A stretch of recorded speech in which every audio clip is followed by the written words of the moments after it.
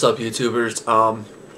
So today I got up and I was watching a couple videos on YouTube, and I ran this video, McFry. Ran into this guy McFry who makes videos mostly about Bush, about gas prices and things like that. He only has like 2 or 3 videos, but I was looking at him, and I saw his first one and I just let it slide. Then I saw his next one, and I basically his videos are very much based on hypocrisy and just thin air. They're not based on any facts whatsoever. So instead of just bashing him or telling him he's wrong, I figured maybe I'd explain a couple things to him so that he'd have a better understanding, because maybe he just doesn't know.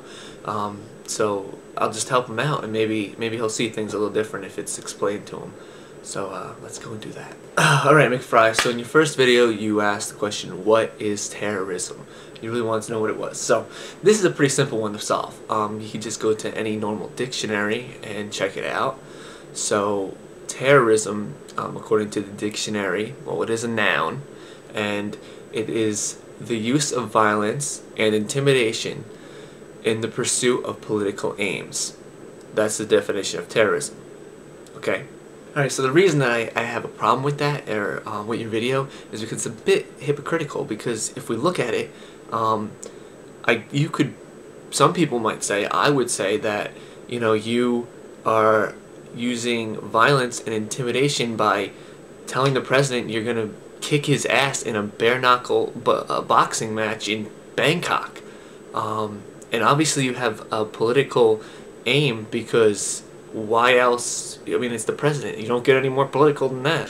Well, so I guess we could say, by that definition of terrorism, you are in fact engaging in terrorism. Sorry.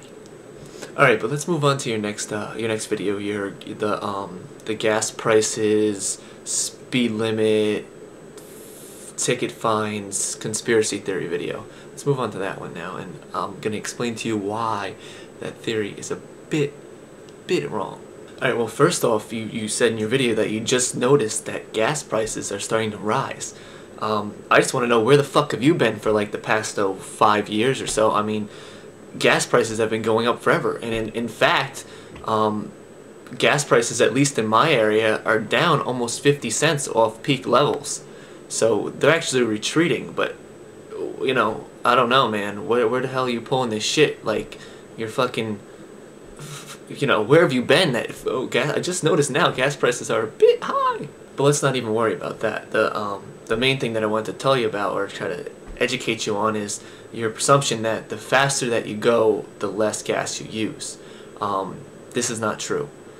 It's actually a very complicated question to say what speed should you go to get optimal gas, gas mileage. But I'm going to try to explain it a bit, so let's get into that. Well, alright, so for the sake of this argument, let's not deal with the starts and stops, because that's just going to complicate things way too much. So let's just assume we're going straight down a highway or something, right? No traffic. The first thing we're going to have to deal with is figure out how much power is needed to push that car down the road. Now that can be done by following or figuring out an equation. That equation would be that the road load power, the power that you need to push the car down the road, is an equation which is AV plus BV squared plus CV cubed. Now I'm going to put that across the screen for you too, so you can see it. Alright, so what do all those letters mean? Well, okay, let me explain it to you. The letter A in the equation is like the rolling resistance of the tires. Basically, you want to include things like, the friction that comes from the wheel bearings, the drag that the brake pads create, and things like that. The letter B also is going to include the rolling resistance of the tires, but it takes into account the power that is created from various pumps in the car. And C is basically the aerodynamic drag of the car. How aerodynamic the car is, how much drag is caused by it. And of course V is going to be the velocity of the car. So that's what the components mean. Alright, so assuming that A, B, and C remain constant and are not changing, the only thing that's changing then is the velocity, or your miles per hour that you're traveling at. And if you're real tricky, you're going to say to me right now, well, hey, but if I put in 0 for V, then the power required to pull my car, to move my car, is nothing, is 0. So my car is most efficient at 0 miles an hour. Now, in theory that works, but practical, in real life it doesn't, because obviously if your car is, the engine's turned on, your car is sitting there and you're going 0 miles an hour, the fans are still running, the AC you're running, the engine's still pumping, and you're not going anywhere. So your car is not fuel efficient. It's actually least fuel efficient when it's standing still. But besides that little quirk, let's see how the speed or the velocity affects how much power is needed to push your car. Now when you start out like 1 mile an hour to 2 miles an hour, you notice that it's not taking that much more power, and you're doubling your mileage. And this works, and you're actually right where you're saying the faster you go, the more efficient your car is. But that's only up to a point. Sooner or later that power or that road load catches up to you. Usually around about 40 miles an hour, you end up starting to have these humongous power increases needed to go 1 mile an hour more. So let's take a look at that so you understand. Let's plug a few numbers in. Alright, now for the sake of keeping this simple, let's just assume that A, B, and C are equal to 1, and obviously 1 times anything is its own number, so I'm going to leave them out of this equation to make it simple. Now let's say, for example, a slow speed. At a slow speed, say 1 mile an hour, you're going to have 1 plus 1 squared plus 1 cubed, which equals 1.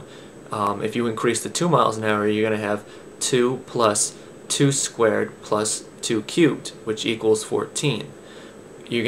Now to find the power needed to increase that, you just subtract the 14 minus 1, which equals 13. So you need 13, a power increase of 13 to double your speed at low speeds. Now let's say we want to increase by 1 mile an hour again, but this time at a relatively fast speed, say 60 miles an hour. I'm not going to talk it all out, but I'll put it on the screen for you. At 60 miles an hour, you're going to need the amount of power of 219,660 to go 60 miles an hour. If you want to increase that to 61 miles an hour, you're going to need a power of 230,763. Now if you take the difference of 61 to 60, we have a power increase of 11,103. So basically, if you want to increase your car by 1 mile an hour when you're going 60 miles an hour, you need an incredible more amount of power than if you want to increase by 1 mile an hour when you're going really slow. This is where it catches up to you, and it takes more gas to increase by 1 mile an hour when you're going faster. The sweet spot of most cars is somewhere between 40 and 60 miles an hour, somewhere in between there, depending on the car. So in general, the smaller, the lighter, the more aerodynamic the car is, the higher speed the sweet spot is at. So a real sporty little car will probably have a sweet spot more around 60 miles an hour, 65. Where a big SUV, which is less aerodynamic, heavier, and that's going to be more of a sweet spot around the lower miles per hour, maybe even 40. So it depends on the car you drive, but the sweet spot's going to be between 40 and 60. That's pretty much my explanation. I hope that clears some stuff up for you, and I'm not going to get into the fines and the lowering of the speeds right now. We'll have to save that for another video. Thanks for watching, and I hope you learned something.